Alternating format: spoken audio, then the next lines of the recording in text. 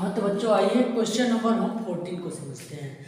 ये थोड़ा सा इसमें कुछ नया चीज़ सीखने को मिलेगा, ध्यान से इसको पढ़ते हैं।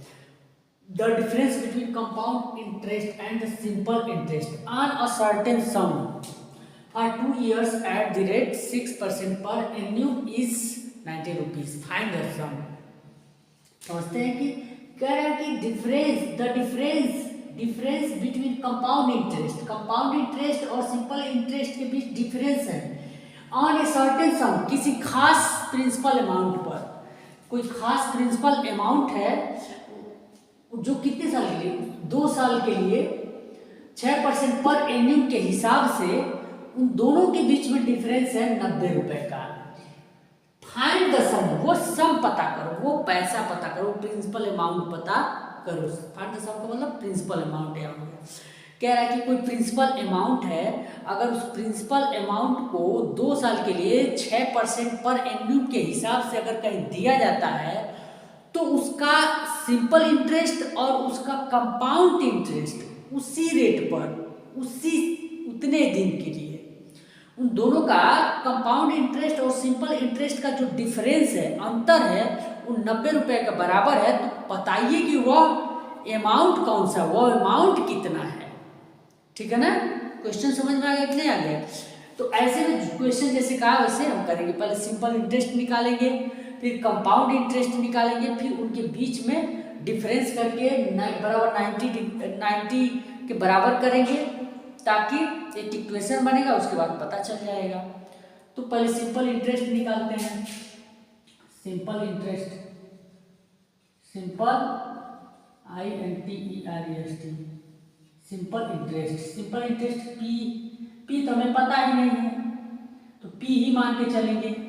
आर रेट हमारा 6% है, टाइम हमारा क्या है 2 years। ठीक है, तो SI बराबर क्या होता है PRT अपॉन 100। ठीक, P का वैल्यू P ही रहेगा, R का वैल्यू 6 रहेगा, T का वैल्यू क्या रहेगा 2 रहेगा अपॉन 100। तो 12P अपॉन क्या हो जाएगा 100। ये हमारा SI निकल करके आ गया मुझे पता है। समझ में आया कि नहीं आया? अब उसके बाद हम निकालेंगे कंपाउंड इंटरेस्ट। कंपाउंड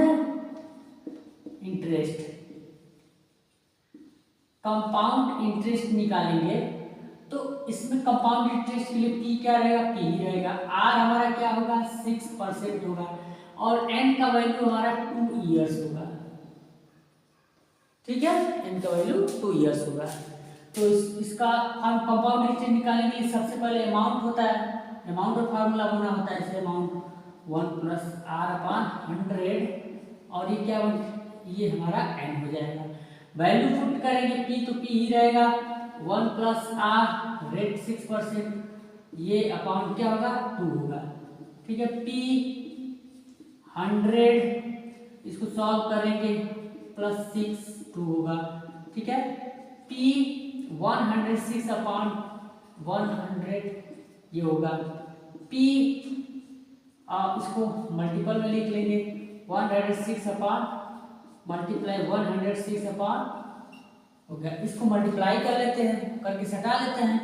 106 और 106 मल्टीप्लाई करेंगे 3 6 0 0 0 6 0 1 6 3 4 2 1 इतना आ गया। यानी कि 1 1 2 3 6 P अपॉन ये मल्टीप्लाई करके एक में कर लेंगे, इतना हो जाए। ये हमारा निकल करके क्या आया, ये हमारा अमाउंट है। ये हमारा क्या निकल के आ गया, ये हमारा अमाउंट निकल करके आया। अभी CI निकाले तो कंपाउंड इंटरेस्ट क्या होगा, CI बराबर क्या होता है अमाउंट माइनस P। अमाउंट हमारा ये आ रखा है 11236P, ये 123P अपॉन 1 कर लेंगे। ठीक है, 1 2 3 4 ये होगा, इसका ऐसे नहीं होगा ना, तो 11236P माइनस इसको डिवाइड करेंगे इसमें तो वही होगा, तो मल्टीप्लाई करेंगे कितना आ जाएगा। ठीक, आता है ना, सारी कैलकुलेशन आता है, सब सिखा दिए हैं, फटाफट ऐसे किया जाता है। ये है 10,000, ये है 11,000, तो सबसे ये इतना पी 11,236 है, 10,000 है, तो 10,000 काट दो, 1236 पी बचेगा 1 2 3 4। ये हमारा CI निकल करके आया। क्लियर? अब इसके बाद अकॉर्डिंग टू द क्वेश्चन, सवाल के अनुसार क्या कह रहा है कि दोनों का डिफरेंस, यानी बड़े में छोटे को घटाना होता है। डिफरेंस का मतलब CI में से SI, CI बड़ा होगा हर हाल में SI से, तो डिफरेंस का मतलब ये होता है बड़े में छोटे को घटा दीजिए, तो इक्वल टू 90 डिग्री। ये इक्वेशन बन गया। इसके अब पुट कर देंगे, हमारा ये CI हमारा ये निकल करके आया, SI हमारा 12p/100, ये SI यही है ना। अब इसको सॉल्व कर लेंगे, इसको सॉल्व करेंगे।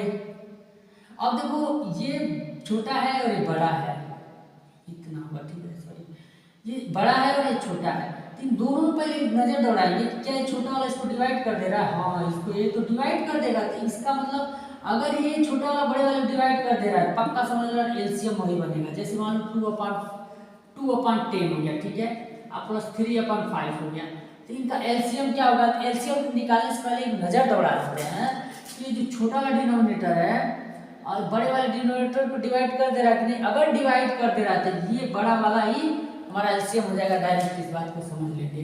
क्लियर? अब उसके बाद अब 1 2 3 6 p माइनस, अब इसको इससे डिवाइड करेंगे, 0 0 कट जाएगा, 2 0 बचेगा, यानी 12 2 0 p हुआ ना। यानी कि 1236 में 1200 को घटाएंगे तो 36p/1 2 3 4 10,000 है। अब ये इक्वल टू 90 है, ओनली को इक्वल टू 90, ठीक है, ये इक्वल टू 90 के इक्वल है, ठीक।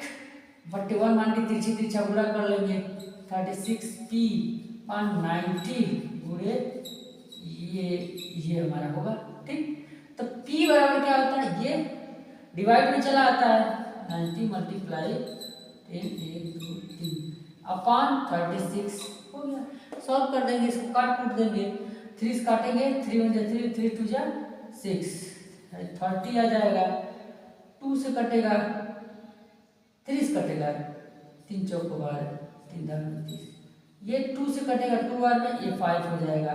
अब ये 2 इसको काट देगा 5 बार में, इन दोनों मल्टीप्लाई कर लेंगे, 3 0 आगे बढ़ा देंगे, यानी कितना होगा 25 25 1 2 3, यानी कि टोटल p का वैल्यू हमारा क्या आ गया 25,000। यानी वह सम 25,000 है, वह प्रिंसिपल अमाउंट जिसको 2 साल पे 6% पर एन्युम के हिसाब से 2 साल के लिए दिया जाए, तो उसका कंपाउंड इंटरेस्ट और उसका सिंपल इंटरेस्ट को अगर डिफरेंस करें तो 90 रुपए के बराबर हो जाएगा।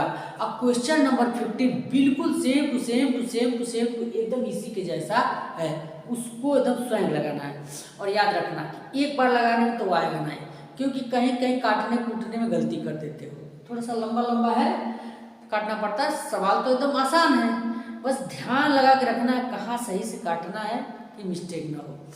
तो क्वेश्चन नंबर 15 बिल्कुल इसी के जैसा है, उसको तो स्वयं लगाना पड़ेगा, ठीक।